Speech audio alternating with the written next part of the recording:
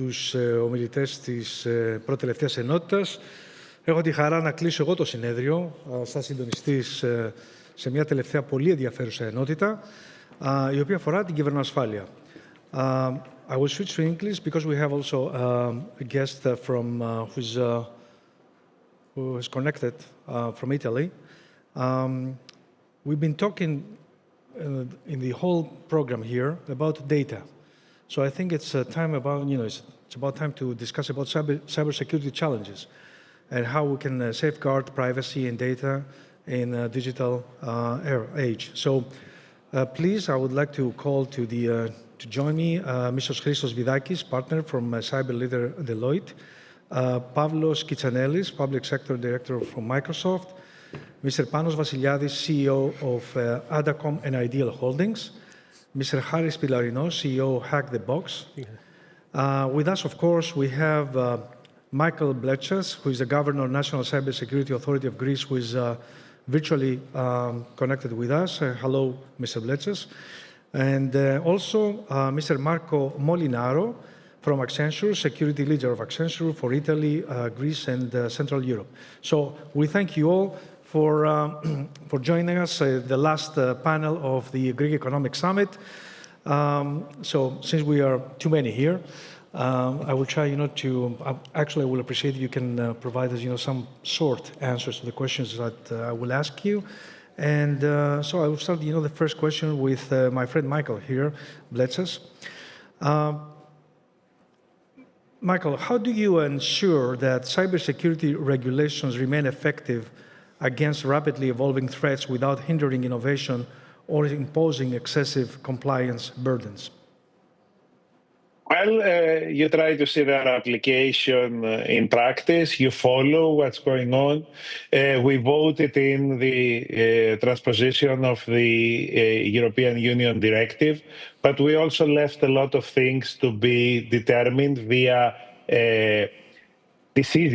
ministerial decisions that can be adapted as we move along, so that we can always be certain that we have a framework that is applicable and realistic. Well, thank you very much for your since you provide me a very short answer, I'll go to the next one to you. What measures are being taken to raise public awareness and preparedness against cyber threats, especially for small businesses and individuals who often lack robust cybersecurity resources? Well, first of all, the authority itself does not have the capability to help directly every entity. And cybersecurity affects everybody these days. And more people are realizing it. And unfortunately, they're realizing it because they get affected negatively by it. So the first part is to have a regulatory framework that, as I said, is applicable and helpful. There is a series of measures in NIS2, and those measures are going to be applicable everywhere in Europe. They should be applicable everywhere in Europe. And the first thing that every entity should do is go through these measures and make sure that they are conformant with them. And there, obviously, the private sector has to play a very big role in actually making sure that these measures are implemented. Second, we need to increase the level of capacity for cybersecurity in Greece. And we are going to do that in a variety of ways. And we are going to provide funding, starting from providing funding to certain entities to train staff. We have a proposal out to the European Union to establish a Cybersecurity Skills Academy in Greece, alongside similar efforts with other entities are pursuing. And obviously with a very intense awareness campaign. So those are the three main prongs of our efforts in actually raising that level and helping entities bring up their own level. But it's up to them at the end of the day. The National Cybersecurity Authority employs less than 100 people these days. So the work that we have ahead of us is titanic, and we have to make sure that everybody is involved in raising the level of cybersecurity. Thank you. We'll get back to you soon after the first round. Going to Mr. Christos Vidakis. Christos, how should organizations adopt their cybersecurity strategies to keep pace with the rapidly evolving threat landscape? And what do you see as the most critical risk factor by 2025? Καλησπέρα σε όλους. Thank you for the invitation. Let me go one step back about the cyber ecosystem. So 20 years ago, we had the EDP manager, and all the servers were next to him. 10 years ago, these servers were moved to the data center, away from the IT manager. So we were in the area of information security. Since the last 10 years, you ask the CIO, where is your servers? And the reply is, I don't know, because it is in the cloud. And now we are talking about cyber. So 2024, this year, we were designing the next phase of cyber, which is cyber resilience. Next year, we see a shift of the organization strategy, where in the target is the cyber incident. And when we are describing cyber incident, it's not limited to the sophisticated black hat hackers. It's also our employees. It's also the human error. So in the center, we have the cyber incident, and we have two subphases, the post-incident and the pre-incident. Pre-incident, the organization will be focused to understand what are the threat actors, what are their vulnerabilities, and if they have already been compromised. 3 simple questions, very difficult answers, and following, during an incident, how I was compromised, what is the impact, and how we quickly recover. It's not easy, and what we see as a best practice, as a quick wins, are the cyber wargaming simulations and the red teaming penetration test, where the organization tests near to real time their cyber maturity, both preventive and detecting recovery. What is your second question? What is the most, let's say, important risk? Above the surface, everyone discussing social engineering, phishing emails, third parties, etc., etc. But what I believe it is and will be the most important risk is the lack of expertise and the lack of adequate resources within the cyber community. We are lacking of resources, and most of our resources are burned out.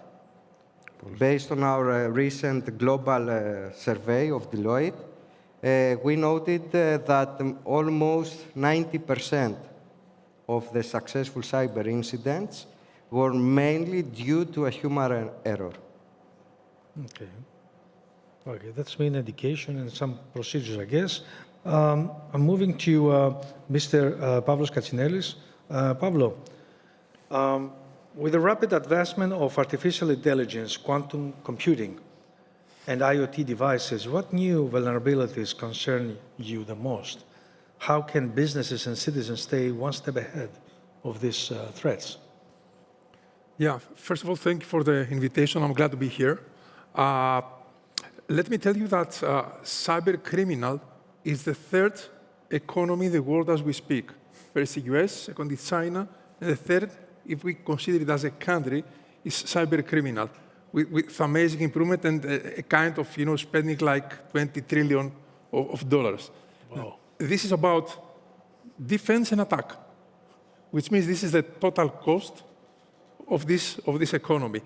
Talking about AI exploitation, the thing is that as we move forward to using AI to improve our lives, to provide better services, we also open, let's say, a door for the cyber criminals to utilize a much more clever way of doing things, which means that we as vendors, we are working in utilizing AI from a security perspective, and at the same time, work with automation procedures in order to help on the incidents respond.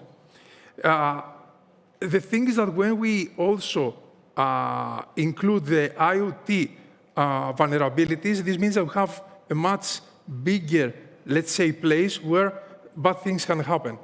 So, and don't forget that, according to our colleagues said before, the problem is that we don't have enough expertise. We have a lot of different systems. We have older systems. We have newer systems.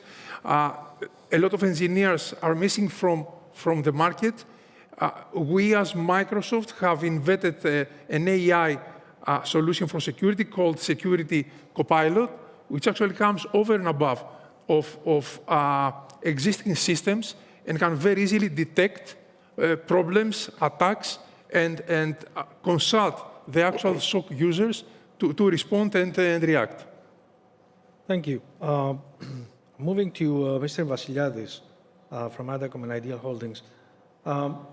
From your perspective, how can organizations better identify the blind spots in their cybersecurity infrastructure before malicious actors exploit them? Thank you also for the invitation. First of all, they have to have budget. Budget, you said? Budget, yes. Budget, okay, money. All right. So they need a combination of technologies, people, procedures, professional service in order to better identify blind spots. What we usually recommend to our clients to start with an AI-driven XDR solution, which can aggregate and correlate data from endpoint, from networks, from cloud environments in order to identify hidden threats. If they still have budget, they can continue with an attack surface management solution to continue monitoring exposed assets that they might have outside the organization, or a shadow, or even a misconfiguration in their systems. Last but not least, of course, they can do penetration testing, they can do third-party risk assessment. All that can help in order to identify blind spot. And last but not least, IT team and security team should collaborate together in order for better identify and addressing all these threats and try to avoid leaving any gaps when they may make the correction within their system. That's in a nutshell what they should do, at least from my experience, to find and cover from blind spots. Thank you. Mr. Pylarinos, cybersecurity threats are becoming increasingly sophisticated and harder to detect. How are your platforms evolving to stay ahead of these invisible attacks, such as zero-day vulnerabilities and ransomware? Well, practically, you cannot save yourself from a zero-day. And the truth is that in cybersecurity and in this landscape, everyone will be breached eventually. The worst thing is to be breached and not get notified about it. So I think the only real countermeasure is to find it out fast.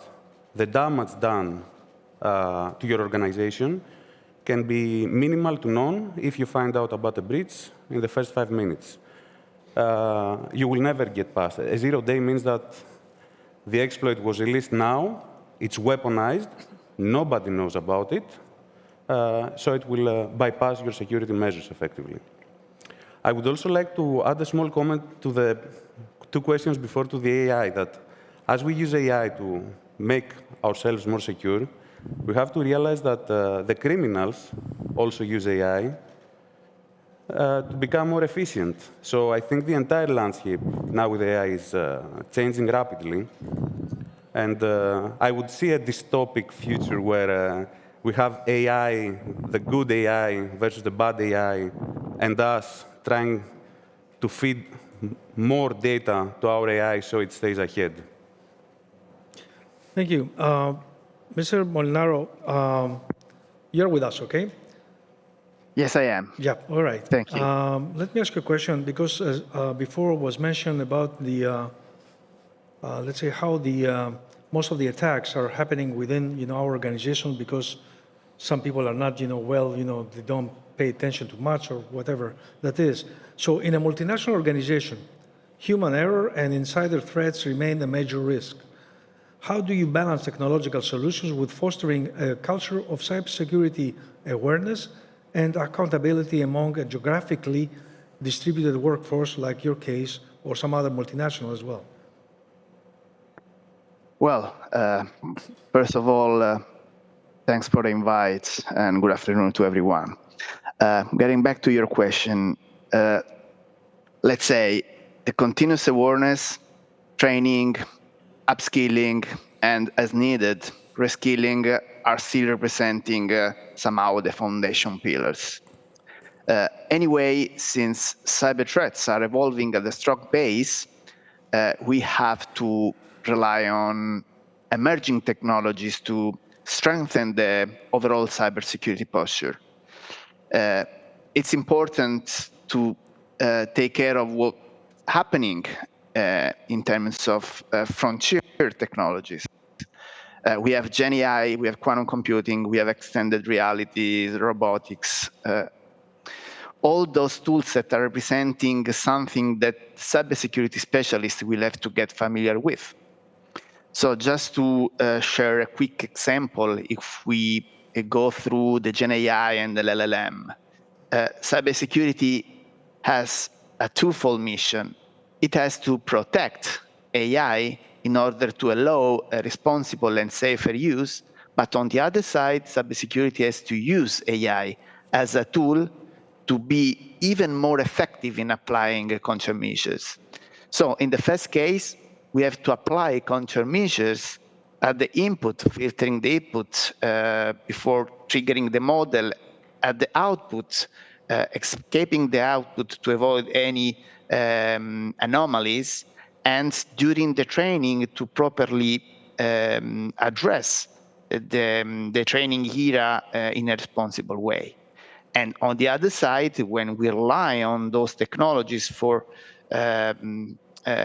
improve our platforms against any cyber threats, we have to be very, very effective in doing that. And what we are doing is relying on supervised and orchestrated agents that we call multi-agent architecture to streamline workflows and somehow strengthen the local capabilities, starting from the Security Operations Center, which is managing on a daily basis, 24 hours, any security incidents, alarm, and potential crisis that can happen. Thank you. Another question for you is, with your company operating across multiple countries, and regulatory landscapes, how do you manage the complexities of ensuring consistent cybersecurity standards while complying with diverse local data privacy laws? Well, being a consulting company providing also cybersecurity services, Accenture had to split the missions. Assigning proper and laser-focused roles and responsibilities. That's why we have in place a corporate security protecting the firm, and this is happening in an autonomous way. And we have, on the other side, a business security practice, which is the one I belong to, protecting the clients belonging to the market industries. So there is no Chinese wall in between, full cooperation and collaboration, but a different focus because of a different mission under a common vision. So to do that, we rely on a common approach that we used to call G-local, which is merging global and local. This is based on synergies, merging the global network and capabilities with the local presence and proximity to the clients. So whatever is the service we are providing, security-wise or not, we adopt a cyber risk management process which is by default twice a year, and by design every time a major change happens. This is enabled by a sort of governance and risk and compliance platform, which is in charge of and responsible for assessing the context, the threats, the vulnerabilities, the local regulations or the European regulation, in our case, thinking about the GDPR, since you were talking about data, industry standards and so on, in order to evaluate the risks and gap to be addressed and filled against the expected cyber posture. Output of this analysis is represented by countermeasures that have to be applied and continuously monitored. It happens on a daily basis, whatever is the engagement we have in place. Thank you. Mr. Pylarinos, and probably the same question applies to all, actually. Most of the questions apply to all of you, actually. But Mr. Pylarinos, how do you balance the development of advanced cybersecurity tools with the need to keep them user-friendly, particularly for small businesses, non-expert users, which I guess is the majority of, especially in Greece? There is always a sacrifice. And there is a golden triangle, if you can visualize it, where you have functionality, user-friendliness, and security. And you can only be in one point within that triangle. So the truth is that security makes our daily lives more difficult, okay? Even starting with the most basic, a password. If I didn't have a password, I would just sit on my PC and start working. Now I have to enter a password. Then we go to password policies. I have to change my password. I have to be complex. Two-factor authentication. All those things make our daily lives more difficult. So I don't think there is some magic way of making it simple. I think what we need to understand is the criticality of this. So we accept the difficulty that security brings because of the value it brings also. It's the same as having a door to our house. Apart from the obvious of not getting cold from the air, the lock is also something that adds additional complexity to entering our house. Yet we all have locks, because we understand that if we don't, someone might bust in. I think it's the same with security. Mr. Vassiliadis, what steps are you taking to embed privacy by design principles in your solutions and ensure that data protection is not treated as an afterthought? Yes, actually, we are trying to apply security measures through all the life cycle of the data within an organization. We start with a risk assessment to identify the risk, and then we propose the controls that we think apply to the assessment itself, from data classification to encryption at rest or at transit, to a DLP solution to avoid the leakage of the sensitive data outside the organization, and of course to an efficient policy of how to destroy securely the data when we don't need it anymore. I think with all of that, an organization can comply with a very demanding GDPR that we have in Europe. I believe it's the most demanding legislation, with very high penalties, with very strict deadlines. Take, for example, the 24 hours limit that we have in order to report an incident. And of course, minimize the risk and the effects of a non-compliance to the organization itself. Thank you. Mr. Kitsanelis, Microsoft, AI, Copilot, all this. What role does artificial intelligence and machine learning play in the development of cybersecurity solution? And how do you mitigate the risks of these technologies being exploited by malicious actors? Yeah, okay.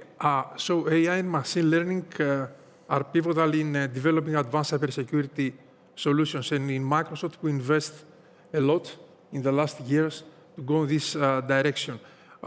What are really important when you are working on this kind of solution is to have a continuous monitoring and updating in order to be always updated, in order to be in a better position and be one step ahead of the cyber criminals.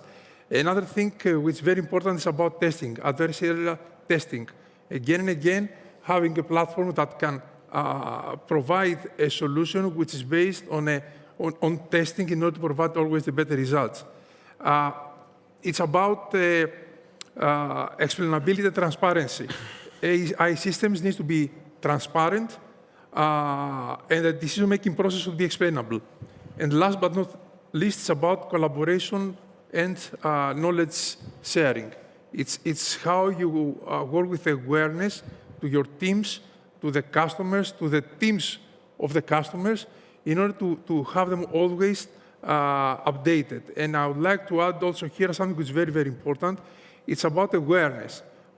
We have customers who have invested a lot in security solutions, in services from other partners, but they lack in constantly trained people, from single users who can avoid be victims of phishing or malicious mails, etc., to their security team who's lacking of the most updated training.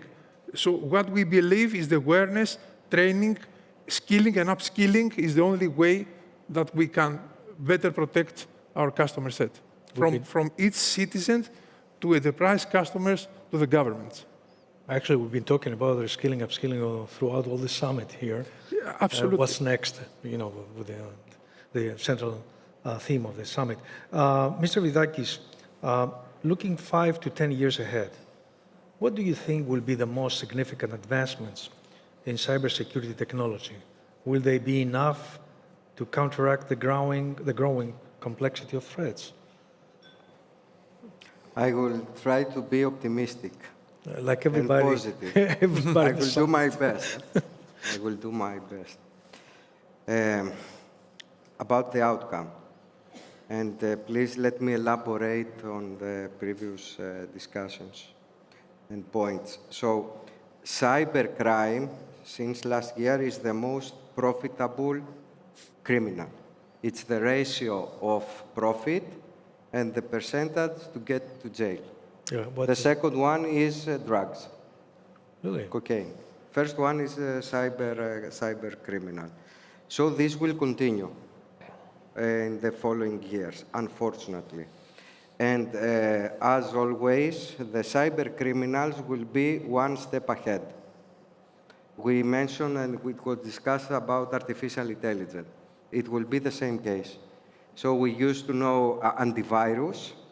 So all vendors had excellent product, but the malicious actor found a way to bypass them. It's the same in artificial intelligence. Currently, everyone knows ChatGPT, but also there is the warm GPT, where the malicious actor can ask AI to develop a malware which cannot be detected. And one important reason is that the threat actors do not have the legislation, AI Act, so they have a lot of free time and to try and test. So cyber criminals will be one head every time, and that's why, as Harris mentioned, we moved our strategy from when that it will happen, but let's try to recover the soonest possible. So I'm not so optimistic, and with one limitation and assumption that we believe that it will completely change. It's currently changed the cyber landscape, and it is the quantum technology. So there are governments, as we speak, where they're trying to crack the encryption platforms and mechanisms already. So there are a lot of research articles which say that every file that you currently have encrypted, and if this threat actor has this file, it will be able to decrypt it in 1 year, 2 years, or within one month. So this will change everything. But let's be positive.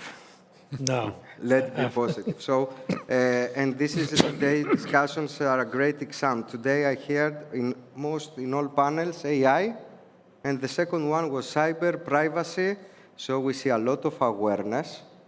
This awareness and also accountability and responsibility.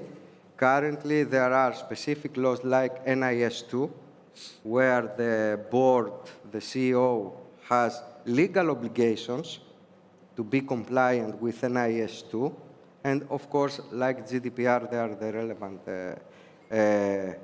financial penalties.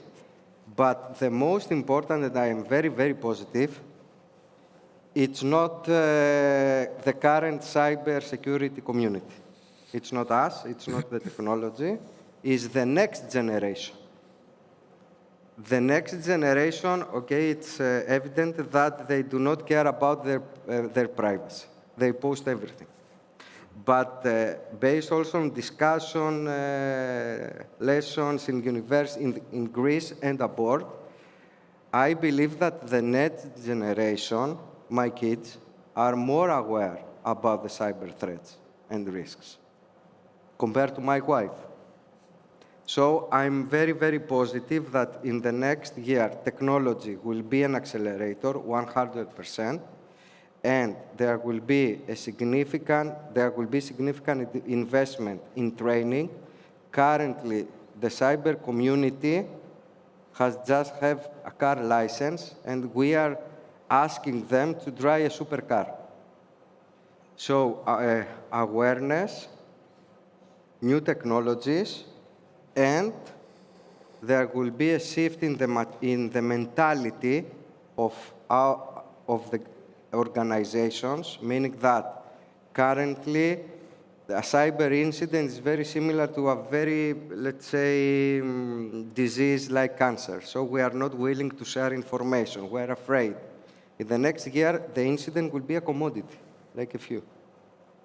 And this knowledge sharing to the authorities, to the community, will further build our capabilities to prevent cyber attacks. Thank you. Mr. Bletsas, you are the governor of the National Cybersecurity Authority here. How do cyber attacks from nation states and cyber warfare impact international cooperation on data protection and privacy? Are we moving toward a more fragmented or unified global approach? As complexity increases in general, it's becoming harder and harder to have a unified approach across everything. Obviously, we are moving across a lot more cooperation among states, nation states. NIS2 has a lot of provisions inside it about that within Europe. National Cybersecurity Authority participates in a lot of other international bodies. For example, the counter-ransomware initiative that the US White House is spearheading. But in general, one size won't fit all. In Greece, we have a lot of low-hanging fruit. For example, because we have a lot of older systems that are not being maintained with security patches, to give you a very simple example.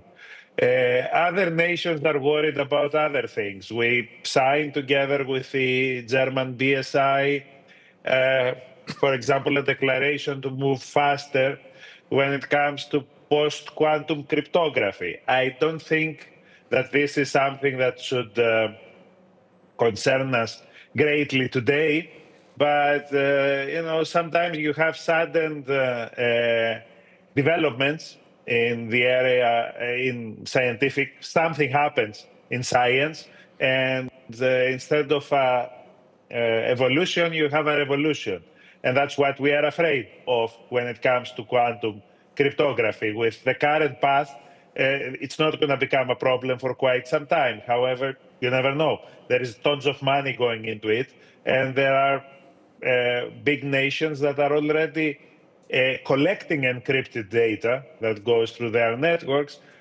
just in case they are able to decrypt them further down the road. We have, we are looking into other threats. For example, I'm pretty sure that there are organizations that are injecting backdoors into open source code projects right now that are not going to be immediately exploitable, but because code generation is right now one of the main applications of Gen AI, these backdoors will find their way to future projects. So you have to be very vigilant across a variety of threats, of a threat spectrum, but you also have to make sure that you prioritize everything and you stick to where you can have the most benefit. So thankfully for us, we don't have to focus too much on the exotic threats, but we have a lot of very mundane things that are very prevalent in the country, and we have to make sure that we address those first. Thank you.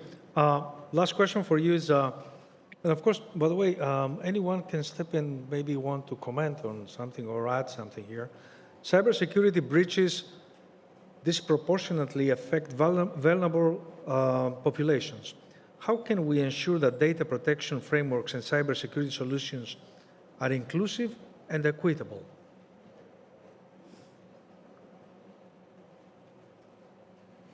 Michael? This is hard. It is. Because for something to be equitable, it means that people have a similar level of access to technology. And this is not true. So cybersecurity doesn't happen in a vacuum. I mean, we are talking about a whole ecosystem. Obviously, awareness is the number one factor here. We have seen that most of the cybercrime that happens in Greece, for example, right now, doesn't have to do with security, with cybersecurity in the narrow sense of the term. So it doesn't have to do with insecure systems. Most of cybercrime has to do with banking, e-banking, and it's a factor of people getting scammed, people getting persuaded to provide information, credentials. So the problem there, obviously, stems from the lack of privacy and the fact that most people are not concerned properly about their privacy. Most people, a lot of people, are putting their life details out there on social media, for example. There is, in Europe, we have a much stricter regulation when it comes to data brokers, but that genie is out of the bottle. There are lots of people who collect a lot of information about us, and that makes a cyber crime attempt on us much more probable to succeed, because people are able, the criminals are able to tell us a more believable story about ourselves. So we have to start addressing that part. I'm not answering your question because I don't know how to answer your question apart from awareness, telling people to be much more cognizant about the fact that they are emitting information about themselves that is not necessary. Obviously, there are regulations that can be put in place so that entities that collect information in order to provide a service don't collect more information than the one that's absolutely necessary. And GDPR is a step towards that direction. It needs to be updated. I remember your first question. Yes, it's already antiquated. It hasn't been updated in so many years, but that's where we should actually focus in order to provide more equitable security. Because the current insecurity stems from the citizens themselves and their bad, uninformed practices when they are active on cyberspace. Thank you, Michael. If I may add, Yes, if I may add, yes, I would like to add another dimension. Vulnerable communities could also be communities under emotional pressure. Take, for example, what happened last year in Thessaly with the big float. And in Farsala, there was a very big scam event where, criminals actually were taking people, making them there from a charity in order to get credentials. So yes, I agree, awareness, training, especially training to special kind of population, like for example, elderly people, how to recognize a phishing or a scam email. It's action that should be taken from the government and from the policy in order to assist all these kind of communities. Maybe some messages through TV. Usually, the elder people are watching TV, and maybe Yeah. Sorry. Very simple example, Elias. A few weeks ago, the Prime Minister made some comments about reducing taxes. 2 days later, like half the Greek population received an SMS, a phishing SMS from Enfia, if you remember very well. Probably most of you received that. So we have hybrid threats that only awareness can combat at this point. Sure. And if I may add also, go ahead. I think that awareness is an actual answer and a solution. More than 70% of incidents, and I'm talking about organizations breaches, start from phishing an employee. So, and if I were to compare, because on a low-developed country, you have the budget problem. You don't have the money to buy the tools. I would prefer an organization with open-source tools that everyone fully understands the criticality of security, rather than an organization that spends billions on tools and doesn't have a clue about security. It's like the example you mentioned earlier about driving a car, okay? You need to have a driving license first, then you drive the car. The tools are the car. Exactly. You need to know how to drive. Exactly. Okay, so we have only 1 minute and a half. Just very short answer here. What is one piece of advice you would give to individuals, organizations, or governments in their efforts to safeguard privacy and data in today's digital age? Very, very short answer here. Maybe 5 words, I don't know. Invest in your people. Test your resilience. Okay, got it. It's about training and awareness. Again, awareness to the public, training, continuous training to the people, to the employees of organizations where they invest a lot of money, but without proper training, bad things will happen. Yes, step-by-step approach, always starting from the people, because they are the weakest link. Obviously, I agree, because that's what I do. I train people. Okay? So, Sure. apart from the obvious, I would say treat data as gold. Okay? As you would safeguard gold inside a vault and put armed guards, treat data as gold, because data is the new gold. Mr. Molinaro? We agree on that. We have to find the proper balance and trade-off. The trade-off to be sorted out in those areas of applicability, prevent, detect, respond to, and recover from the major cyber incident. It does mean readiness, since readiness is the key. And the incident response is not a job that can be improvised. It doesn't work if you play this game the first time you have the chance to. So once again, train and practice. And Mr. Bletsas? Since the previous answers covered me, I will go with a public service announcement here. Don't ever provide credentials in a communication that you didn't initiate yourselves. Very simple rule, follow it. Well, I thank you very much, all of you. I'm sure this is a very, very important topic. To my perspective, I think I see spending, or let's say, investing in cybersecurity protection is like insurance. And usually, people, they don't tend, to spend money because they think that nothing would happen to them. But it happens. And if it happens, it's a big problem, actually. So I want to thank you very much, for being part of the last panel of this year's Greek Economic Summit. Looking forward to see you again in one of our next events. Dear friends, we reached the end of our Greek Economic Summit. Thank you, all of you, for being with us this year. And we look forward to the next one. By the way, the president is coming. Maybe he wants to say a few words.